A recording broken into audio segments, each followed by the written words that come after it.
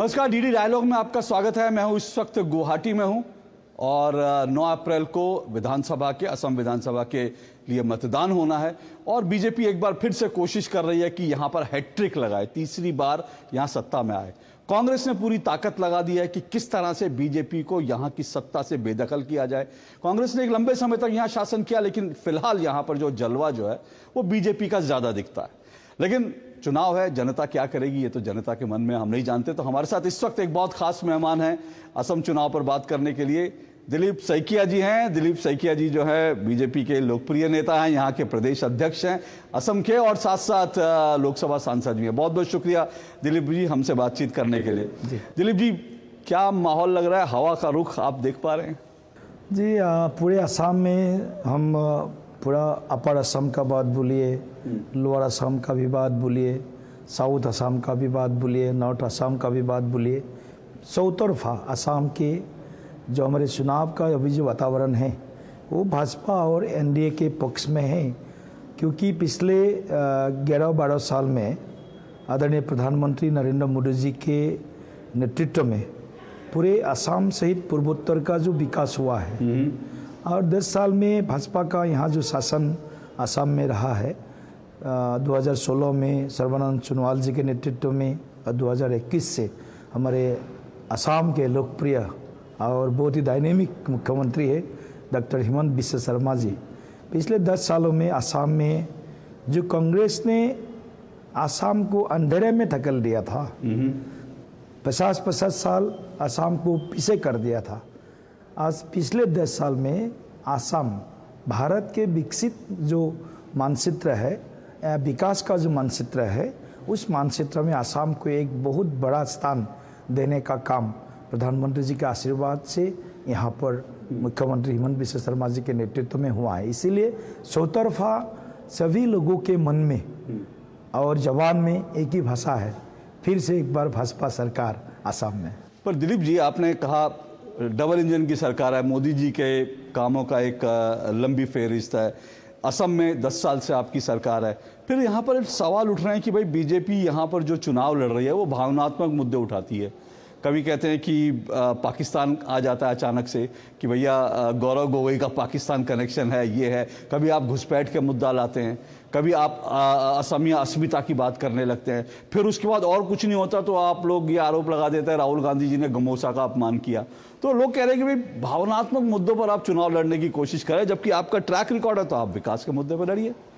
देखिए, भावना अगर असम के जनता के हित में है, असम के हित में है, तो भावनात्मक विषय को लाना ये समय का मांग है। और विकास जो हमारा मूल मुद्दा है पूरे पूर्वोत्तर असम में, विकास का ही हमारा मुद्दा है, मूल मुद्दा है। और असम में जो इंफ्रास्ट्रक्चर डेवलपमेंट पिछले 10 सालों में, 11 सालों में, 12 सालों में हुआ है, आप कनेक्टिविटी का बात करिए, हेल्थ सेक्टर का बात कीजिए, एग्रीकल्चर सेक्टर का बात कीजिए, एजुकेशन सेक्टर का बात कीजिए, हर क्षेत्र में इंफ्रास्ट्रक्चर का जो विकास यहाँ पर हुआ है, कोई कल्पना कर सकते हैं असम में 27,000 करोड़ का एक इंडस्ट्री, सेमीकंडक्टर इंडस्ट्री यहाँ पर प्रतिस्थापित होगा। यहाँ पर हजारों युवाओं को कर्म संस्थापन मिलेगा। असम तो चाय के लिए पहले से ही विख्यात थे, लेकिन चाय से चिप्स तक ये जो जर्नी, ये बहुत बड़ा हमारा एक सफलता है। और असम में पिछले 10 सालों में विशेष करके जो हम हमेशा सुनते थे, असम में कहीं बंद, कहीं बम धमाका, कहीं कर्फ्यू, कहीं जनगश्ती का संघात, ये सब जो हम लोग हमेशा सुनते रहते थे, आज वो सब से हम लोग को करीब करीब हम लोग मुक्ति पा चुके हैं। कोई बड़ा जना आंदोलन मतलब सरकार के खिलाफ भी नहीं है और ऐसा आंदोलन करने का कोई अवसर भी हम लोगों ने नहीं दिया है।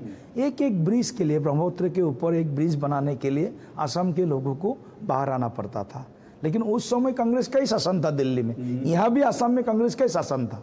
तो ये देखिए, कांग्रेस का जो शासन तो हम भूल नहीं सकते हैं, ये जो उनका शोषण है, जो एक मिसरूल कांग्रेस का 55 ईयर्स यहाँ पर कांग्रेस का रूल रहा है, ये रूल असम के जो मूल यहाँ के आदिवासी लोग हैं, असम के जो इंडिजिनियस लोग हैं, उनके खिलाफ हमेशा उनका स्टैंड पॉइंट रहा है, क्योंकि आसाम के जो इंडिजिनियस पॉपुलेशन है धीरे धीरे घट रहा है।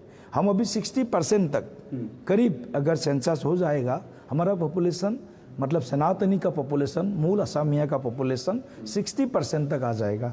40% जो है घुसपैठी, जो है बांग्लादेश से आए हुए जो मियाँ मुसलमान हैं, उनका दबदबा ये पूरे असम के अलग अलग bordering district, specially Assam Bangladesh या भारत बांग्लादेश बॉर्डर में आप धुबरी का बात बोलिए, आप ग्वालपारा का बात बोलिए, आप यहाँ करीमगंज का बात बोलिए, तो अभी श्रीभूमि है। तो कुल मिलाकर के एक एक जिला में जो जनसांख्यिक परिवर्तन हुआ है, डेमोग्राफिक चेंज हुआ है, ये बहुत बड़ा हमारे लिए एक इंटरनल सिक्योरिटी थ्रेट है। दिलीप जी, मैं इसी सवाल पर, ये भावनात्मक विषय नहीं, ये अगर भावनात्मक विषय है, हम 1000 बार ऐसा भावनात्मक विषय हम चुनावी मुद्दा नहीं है, ये अच्छा, हमारे आप लिए कह रहे हैं अस्मिता का मुद्दा है। ओके, आप कह रहे हैं घुसपैठ जो अस्मिता का मुद्दा है, ये भावनात्मक मुद्दा नहीं है। लेकिन क्योंकि आपने ये कहा, बिल्कुल ठीक है, इस पर जब बात होती है तो बीजेपी के ट्रैक रिकॉर्ड की बात होगी, लेकिन ट्रैक रिकॉर्ड पर मैं उससे पहले, और आपने जो कहा दिलीप जी, जो आपने खास करके डेवलपमेंट की बात की, यहाँ जो ब्रिजेस बने, यहाँ जो कनेक्टिविटी, वो बिल्कुल उससे कोई भी असहमत नहीं हो सकता, क्योंकि जब मैं यंग, वही तो मुद्दा है जी। नहीं, मैं जो कह रहा हूँ, मैं कह रहा हूँ, जब मैं यंग जर्नलिस्ट, यंग रिपोर्टर की तरह से आता, तो यहाँ शाम को आप दूर दराज जा नहीं सकते थे, इस तरह की ये सब चीजें ठीक है। लेकिन जैसे आपने मियाँ लोगों की बात की, तो आपका एक बयान में देख रहा था, आपने कहा कांग्रेस मियाँ लोगों को संरक्षण देने के लिए खतरनाक साजिश रच रही है। निश्चित रूप से। अब ये जो है, ये कहां से आप लोग लाए कि कांग्रेस जो है मियाँ लोगों को बसाने की साजिश, इसका क्या आधार है? कांग्रेस ने जो एक इस चुनाव के समय में एक उन्होंने नारा असम वासियों के सामने रखा, नया बर असम, मतलब न्यू एक बिगर असम। तो असम तो बिगर नहीं हो सकता है, असम का जितना जमीन है उतना ही रहेगा। अगर हम कोई दूसरा प्रदेश, दूसरा नेबरिंग स्टेट में अगर हम लोग घुसेंगे तो असम बड़ा हो सकता है। लेकिन इनका जो ये नैरेटिव है, ये जो नया बड़ा असम का नैरेटिव है कांग्रेस का, ये सचमुच ये बहुत खतरनाक एक भयंकर साजिश है। ये एक बहुत बड़ा कंस्पिरेसी है, क्योंकि जो मियाँ लोगों को हम लोगों ने पिछले 5 सालों में 1.5 लाख से अधिक बीघा भूमि से जो उन लोगों ने बेदखल करके रखा था, हमारे पीजीआर हो, वीजीआर हो, फॉरेस्ट लैंड हो, हमारे गवर्नमेंट लैंड हो, हमारे आध्यात्मिक संस्थाओं का लैंड हो, ऐसे लोगों का, ऐसे स्थानों पर ये मियाँ बांग्लादेशियों का बहुत बड़ा कब्जा था। हम लोगों ने 5 साल में 1.5 लाख बीघा से भी अधिक जो भूमि से जमीन हमने निकाला है। तो ये उनका ओपन स्टेटमेंट है। बीजेपी ने जो मियाँ लोगों को यहाँ से निकाला है, बेदखल मुक्त किया है, वो जमीन फिर से उनको दिया जाएगा। अच्छा, ये कांग्रेस का स्टेटमेंट है। अच्छा, तो ये कांग्रेस इतना साहस करता है, आसाम के इंजीनियर्स लोगों के प्रति उनका थोड़ा भी संवेदना ही नहीं है। तो इसीलिए हम ये जो कांग्रेस का जो मतलब जो बड़ असम का नारा है, ये बहुत बड़ा कंस्पिरेसी है, क्योंकि कांग्रेस हमेशा ही appeasement policy, vote bank politics से उन लोग माहिर है वो लोग। क्योंकि पिछले अब 55 साल का अगर आप बात करेंगे, हर एक ज़िला में आज जो उनका पॉपुलेशन है किस हिसाब से बढ़ गया है। 1937 में मिलान साहब ने जब सेंसस हुआ था, उस समय कहा था अगर असम के इंडिजिनियस लोगों को अगले 100 साल में आपको मिलेगा तो ऊपरी असम में ही मिलेगा। बाकी सब में ये हो जाएगा। जो जिन्ना ने भूल के गया था, हंस के लिया पाकिस्तान, लड़के लेंगे हिंदुस्तान, तो हिंदुस्तान कौन सा पार्ट लेंगे? एक जम्मू कश्मीर हो गया वेस्टर्न पार्ट, एक हो गया हमारे पूर्वोत्तर पार्ट, जो सेकेंड नेक है हमारा, जो 26 किलोमीटर का जो उसका स्पान है। तो वहाँ से वो काट करके एक पूरे पूर्वोत्तर में दूसरा दो प्रकार का यहाँ पर षड्यंत्र हो रहा है। एक षड्यंत्र का बात अभी हम नहीं बोलेंगे, लेकिन मियाँ का जो षड्यंत्र है, जो कांग्रेस ने हमेशा उनको साथ देते हैं, उनका जो भाषा होता है सेम भाषा कांग्रेस का नेताओं का मुंह से निकलता है। कुल मिलाकर के ये बहुत बड़ा साजिश है। ये असम की जनता इसको समझ गए है ऑलरेडी। तो इसीलिए मैं बोल रहा हूँ कि कांग्रेस का ये जो बड़ असम का नारा है, इसमें मियाँ तुष्टीकरण, मियाँ वोट बैंक और जो एपीजमेंट पॉलिसी है उनका, और मियाँ को यहाँ पर बर्जस्तता मिलते रहे, आसाम के एक एक जिला में मियाँ का जनसंख्या बढ़ते रहे, ये कांग्रेस का मंसूबा है। ठीक है, ये खतरनाक। मैं यहाँ दर्शकों को ये भी बता दूं, क्योंकि जो असम के लोग हैं वो तो समझ रहे होंगे, क्योंकि दिलीप जी बार बार मियाँ मियाँ शब्द का इस्तेमाल कर रहे हैं। तो ये जो यहाँ पर जो है मियाँ, जो बांग्लादेशी मुसलमान है, घुसपैठिया, उनके लिए इस्तेमाल होता है। यहाँ पे आम मुसलमान को मियाँ नहीं कहते। जो यहाँ का इंडिजिनियस जो मुसलमान है वो असमिया है, वो असमिया वो है, अलग है जो आप कहते हैं। उसका पॉपुलेशन है 15 to 20%, लेकिन बाकी सारे 80% जो है ये घुसपैठिया मुसलमान है। पर दिलीप जी यहीं पर सवाल उठता है, 10 साल से आपकी यहाँ सरकार है, 11-12 साल जो है मोदी जी की सरकार को हो गए, तो बार बार पूछा जाता है आप लोगों के लिए अगर घुसपैठ इतना बड़ा मुद्दा है तो फिर आप लोगों का 10 साल में ट्रैक रिकॉर्ड क्या, आपने आखिर कितने लोगों को निकाल दिया? ये तो बार बार लोग पूछेंगे ना कि आप हर चुनाव में कहेंगे, अभी झारखंड में चुनाव हुआ, बीजेपी ने झारखंड में भी ये मुद्दा उठाया, अब लोग कहते हैं झारखंड में बीजेपी चुनाव हार गई, शांत बैठी, अब घुसपैठियों के खिलाफ बात नहीं होती। नहीं, देखिए ये पॉलिटिकल कोई इशू नहीं है हमारे लिए। ये मियाँ मुसलमान का या बांग्लादेशी घुसपैठ का जो विषय है, ये हमारे लिए केवल पॉलिटिकल नहीं है, ये देश के लिए एक खतरे का विषय है। जो 2005 में 12 जुलाई में जब IMDT act, illegal migrants determination by tribunal, जो एक्ट 1983 में कांग्रेस ने असम में लगाया था, बहुत ही डिस्क्रिमिनेटरी, बहुत ही वैषम्यमूलक एक आइन, एक कानून यहाँ पर लागू किया कांग्रेस ने मियाँ लोगों को सपोर्ट करने के लिए। उनको मतलब ऐसा एक कानून है जो आप घुसपैठिए है, आपको कुछ नहीं करना है, हम जानते हैं आप घुसपैठिए है, हमको साबित करना पड़ता है आप घुसपैठिए हैं। ऐसा एक बड़ा एक डिस्क्रिमिनेटरी लॉ यहाँ पर लागू किया कांग्रेस ने, और ये हमारे लिए जीवन मरण का प्रश्न है जी। हमारे असम के जो कल्चर है, असम के जो सिविलाइजेशन है, इस सिविलाइजेशन के ऊपर जो खतरा है, आप पहले हम लोग लाभ जहाद बोलते थे, अभी तो लैंड जहाद है, अभी तो पॉपुलेशन जहाद है, अभी तो वोट जहाद भी शुरू कर दिया है। नहीं, पर दिलीप जी आप लोगों को टाइम आपका वो कि कितने दिनों में, आप कितने साल में, आप आपका सब प्रश्न का मैं जवाब दे रहा हूँ। आपने बोला आपने क्या किया 10 साल में?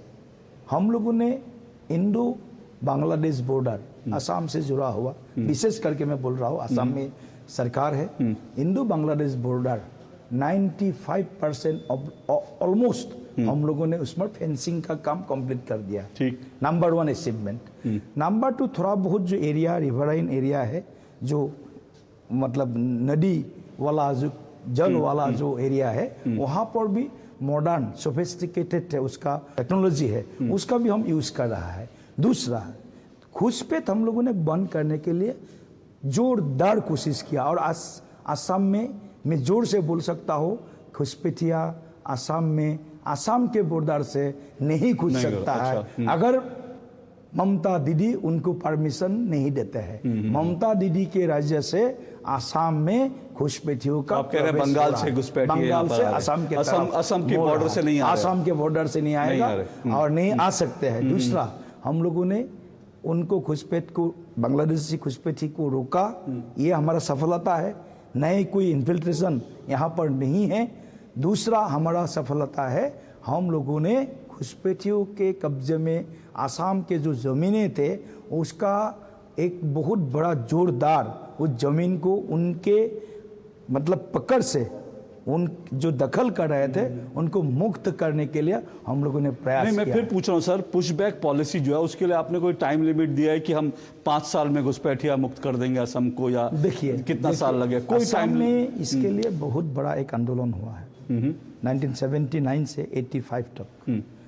6 साल का इस पूरे असम मूवमेंट में हम लोगों ने जो हमको इनका रिजल्ट आया, 85 में 14 अगस्त को एक एग्रीमेंट हुआ है, एकॉर्ड हुआ है, असम एकॉर्ड।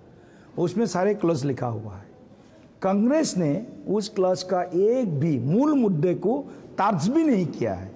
अभी हम लोगों ने क्लॉज 6 जो मेन मुद्दा है उसके साथ में जुड़ा हुआ जो विषय है 3D, detect, delete and deport, उसके लिए हम लोगों ने अभी जो NRC बन रहा था, वो NRC हम लोगों ने सोचा था ये हमारे लिए असम के इंडिजिनियस असामीज लोगों के लिए ये बहुत बड़ा वरदान होगा। तो इस हिसाब से हम लोगों ने NRC को सपोर्ट किया। लेकिन जब NRC फाइनली NRC का ड्राफ्ट निकला तब भी तो वही हाल हुआ है, तब भी तो एनआरसी का वो तो सीए का ड्राफ्ट आया था ना? नहीं, एनआरसी का अच्छा, यहाँ गए, एनआरसी जी का जी है। ठीक। तो सीए का तो अलग विषय है। सीए तो हमारा नेशनल कमिटमेंट है, उसको तो हम जोरदार सपोर्ट करते हैं। जो आज का हमारा कमिटमेंट नहीं है, ठीक है। ये नेशनल कमिटमेंट पूरा है। लेकिन एनआरसी जो बना उसमें भी दूध में पानी ज्यादा दूध कम, ऐसा एक एनआरसी हमको मिला। इसीलिए हम लोगों ने इस एनआरसी को रिजेक्ट किया है। क्योंकि और हमने एफिडेविट भी दिया है, असम गवर्नमेंट एफिडेविट दिया है महामान्य उच्चतम न्यायालय में जी, जे वो जो ड्राफ्ट निकला है, जो इंडो बांग्लादेश बॉर्डर जो डिस्ट्रिक्ट है असम में, उस एरिया में 90% उस एनआरसी का फिर से पुनरीक्षण हो।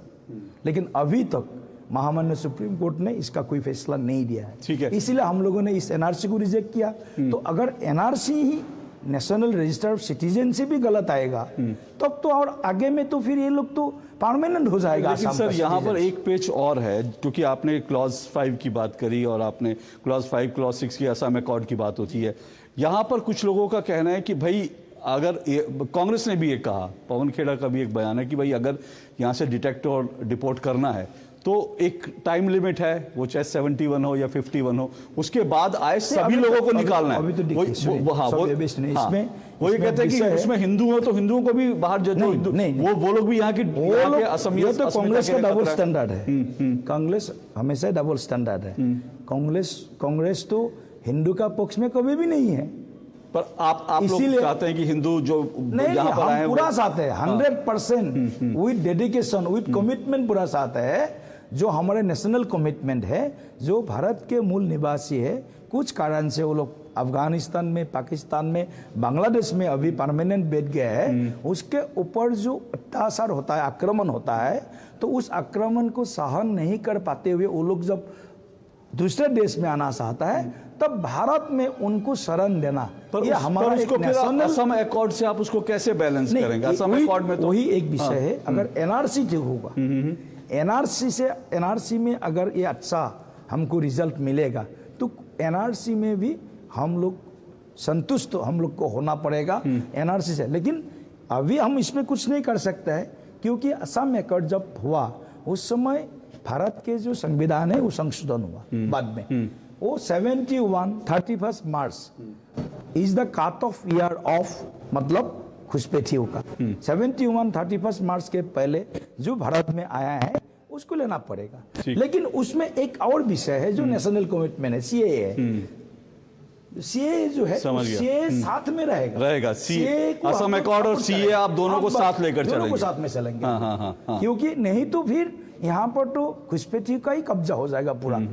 तो अगर हमारे और ऐसा तो नहीं है, सीए में आइन में अभी आप देखेंगे पिछले 2 साल हो गया सीए आइन कानून पास होने का, 8 या 10 लोगों ने अप्लाई किया है। ये जो अखिल गोगोई वगैरह जो बोलते थे ना 1,90,00,000 लोग बांग्लादेश से पूरा हिंदू आ जाएंगे, ये एक इतना फेक नैरेटिव था। वो फेक नैरेटिव को हमने एस्टैब्लिश किया है। ये लोगों का ये जो एंटी नेशनल एजेंडा का एक प्रोपेगेंडा का बहुत बड़ा षड्यंत्र का जो कांग्रेस हमेशा उसका पीछे में रहता है, उसका ही एक बहुत बड़ा पार्ट। अच्छा दिलीप जी, आपने जल्दी से 1-2 सवाल पूछ लूँगा कि समय कम है। आपने कहा कि 2 खतरे हैं, एक तो मियाँ भाई का, दूसरा मैं बताऊंगा नहीं, बता दीजिए दूसरा खतरा असम की जनता को। दूसरा वाला भी खतरा है, जो खतरा पूरे पूर्वोत्तर अभी उनका सामना करना पड़ रहा है। क्या है? तो वो खतरा तो आप अभी इस चुनाव में हम नहीं भूलेंगे, लेकिन उस खतरे को भी हम लोग उसको भी एड्रेस करने के लिए हम लोग तैयार है। गौरव गोगोई के पाकिस्तान लिंक भी कोई खतरा है, क्योंकि या ये भी एक भावनात्मक मुद्दा है या ये नहीं, गौरव गोगोई का ये भावनात्मक मुद्दा नहीं है। गौरव गोगोई ये देश का सुरक्षा के साथ जुड़ा हुआ विषय है, पाकिस्तान लिंक। गौरव गोगोई जब पाकिस्तान जाते हैं तब पाकिस्तान में जाकर क्या क्या करते हैं, अगर वो भारत के हित का बात किया है तो गौरव गोगोई तो कभी पिकनिक मनाने जाते हैं तो भी सोशल मीडिया में एक फोटो डाल देता है, पत्नी के साथ घूमने गया है, हमारा कोई आपत्ति नहीं। अब पाकिस्तान जाए, स्विट्जरलैंड जाए, अमेरिका जाए और बाकी जो उनका जो दुनिया है उनका अलग दुनिया है ना एक। राहुल गांधी का एक अलग दुनिया है, गौरव गोगोई का अलग दुनिया है, उस दुनिया में भी जाए, हमारा कोई आपत्ति नहीं है। लेकिन आपने भारत विरोधी ताकतों के साथ आपका जो भाषा होता है, आपका जो जब भी विषय निकलता है भारत का सुरक्षा के विषय, ये लोग भारत का सेना बल का मनोबल दुर्बल करने के लिए, भारत के सेना के शक्ति के ऊपर सवाल उठाने वाला ये कांग्रेस पार्टी, ये राहुल गांधी, ये गौरव गोगोई, इको सिस्टम जो है पूरा इनका सुदू सेक्युलरिस्ट और लेफ्ट लिबरल, ये इनका जो बड़ा पूरे असम पूर्वोत्तर को लेकर के बड़ा एक जो एजेंडा है, प्रोपेगेंडा है, उसको हम भारतीय जनता पार्टी एनडीए किसी भी मतलब मूल्य के विनिमय पर, किसी भी कीमत के मतलब किसी भी कीमत पर कामयाब नहीं होने देंगे, कामयाब नहीं होने दूंगा। हमारे आखिरी श्वास तक हम असम को सुरक्षित रखने का, असम के यहाँ के मूल अधिवासियों को, यहाँ के खिलंजियल इंडिजिनियस लोगों को, और असम प्रेमी भारत के अलग अलग प्रदेश का भी नागरिक यहाँ पर है, यहाँ ही बैठ गया है, यही सेटल्ड हो गया है, तो हम सब लोग भारत प्रेमी लोग, असम प्रेमी लोग, ये कांग्रेस का जो एंटी असमिस प्रोपेगेंडा है, एंटी इंडियन प्रोपेगेंडा है, उसको कभी सफल नहीं होने देंगे। चलिए चलते चलते मुझे बता दीजिए कितनी सीट आप लोग अनुमान लगा रहे हैं? हिस्टोरिक विजय होगा इस बार, ऐतिहासिक एक रिजल्ट हम उम्मीद कर रहे हैं, लेकिन इसमें जनता जनार्दन का जो फैसला है, वो फैसला के लिए हम इंतज़ार में हैं। असम के जनता अभी बहुत ही मतलब क्या बोले अवेयर, अलर्ट हो गया है, और विवेक भी उनका और आवेग भी उनका विकास के साथ है, सुरक्षा के साथ है।